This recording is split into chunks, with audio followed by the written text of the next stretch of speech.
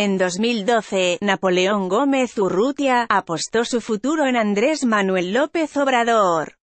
Había tenido acercamientos indirectos con él y a través de personas en el equipo íntimo del entonces jefe de gobierno de la Ciudad de México, Marcelo Ebrard, que fueron varias veces a platicar con él a Vancouver, donde se había refugiado mientras enfrentaba a la justicia mexicana por un fraude millonario.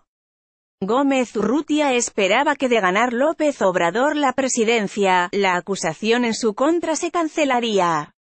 Cuando perdió López Obrador, cambió su discurso para apoyar al entonces presidente electo Enrique Peña Nieto. El regreso del PRI a Los Pinos le daba esperanzas de libertad. Desde que comenzó el gobierno de Peña Nieto, Gómez Urrutia buscó vías de comunicación a través de poderosos políticos priistas del norte del país quienes cabildearon en su nombre. Napito, como llamaban al hijo del líder vitalicio de los mineros, Napoleón Gómez Sada, confiaba que podría regresar del exilio canadiense, porque las señales que recibía apuntaban en ese sentido. Lo que escuchó es que el gobierno peñista no quería mantener vivo un problema heredado por el gobierno de Felipe Calderón que a su vez lo había recibido de la administración de Vicente Fox, y que trabajaría para cerrar el caso. En el gobierno había preocupación, sin embargo, por el respaldo que le habían dado los sindicatos canadienses y, en particular, los sindicatos de la industria automotriz en Estados Unidos con quienes había acordado que a cambio del apoyo recibido en su exilio en Vancouver, al regresar a México trabajaría para que los contratos colectivos en las armadoras instaladas en este país, los controlaran ellos. El presidente Peña Nieto quería saber de primera mano qué pensaba él y sus expectativas, por lo que despachó a Canadá, para entrevistarse con él, al entonces secretario del Trabajo, Alfonso Navarrete Prida, que hoy despacha en Gobernación.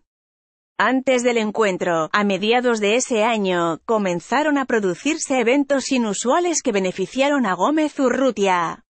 El día 6 se produjo el derrame de 40 millones de químicos peligrosos de la mina Buenavista del Cobre, en Cananea, propiedad de Germán Larrea, con quien se había enfrentado Napito, y donde 10.000 mineros lo denunciaron por un fraude de 55 millones de dólares.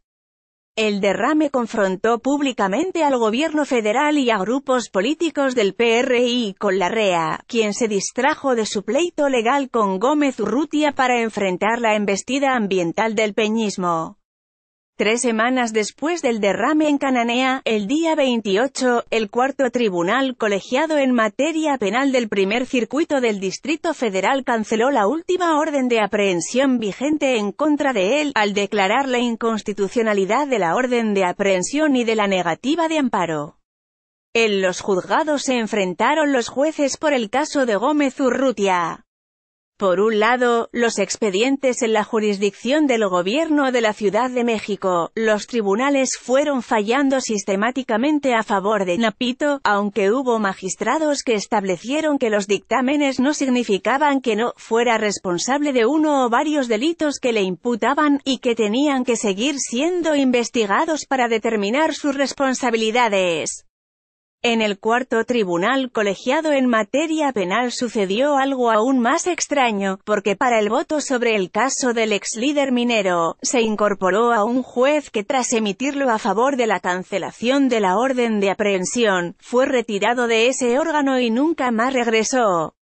Nunca se dio explicación alguna sobre la aparición efímera de ese juez que solo participó en el voto sobre Napito. Después de la cancelación de la orden de aprehensión, Navarrete Prida, quien había estado en Vancouver en noviembre de 2013 para ver un programa de intercambio de braceros, se reunió 2 veces con Gómez Urrutia en esa ciudad y una tercera más en San Francisco, California, pero no se conocen los detalles de esos encuentros. Abogados de los mineros mostraron en su momento extrañeza por lo que sucedió después de agosto y tras las reuniones con Navarrete Prida. En agosto y septiembre de 2014, en la prensa se habló ampliamente que el regreso de Gómez Urrutia era inminente, pero nunca se dio. Aunque el fallo fue en firme, o sea, sin posibilidad de apelación, Napito no regresó a México. Los jueces no lo exoneraron del delito, sino aclararon que tendría que ser llevado a un ámbito no penal. Desde entonces, la PGR no le ha abierto un nuevo caso, ni Gómez Urrutia ha amagado con los sindicatos canadienses y estadounidenses. En una conversación con su abogado, Marco Antonio del Toro, afirmó que su cliente ganó todos los casos en su contra y no hay en estos momentos ninguna orden de aprehensión en su contra, pero que por recomendación suya, no ha regresado a México porque teme que Grupo México busque una nueva orden de aprehensión en contra de su cliente. La libertad de Gómez Urrutia es relativa. Lo que se pudo haber logrado en los tribunales mexicanos con los apoyos priistas que no tuvo Napito en el gobierno de Calderón, no le alcanzan para darle la tranquilidad. La posibilidad de regresar finalmente del largo exilio canadiense se la ha brindado Andrés Manuel López Obrador al incorporarlo en la lista plurinominal del Senado, es la puerta al fuero constitucional para que regrese a México sin temor a que le vuelvan a pedir cuentas por el fraude que, insisten los mineros, cometió, cueste a quien sea lo que cueste.